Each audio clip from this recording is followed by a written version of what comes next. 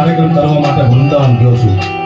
પુંડરીકજી મહારાજ છે, ઇંગ્લિશજી ઉપાધ્યાય છે, એમને ત્યાં 2-3 વાર ભજન કરવા વૃંદાવનનો મને અવસર મળ્યો.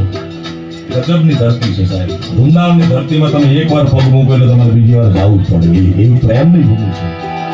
6500 વર્ષ પહેલા જે કૃષ્ણ પરમાત્મા વૃંદાવનને, ગોકુળને, મથુરાને માયા લગાડી નીકળી ગયો, હજી સુધી ભૂલ્યા નથી. 6500 વર્ષ સુધી હજી સુધી વૃંદાવનના માણસો એ જ પ્રેમમાં છે, એ જ પ્રેમમાં છે કે એક બી આવશે.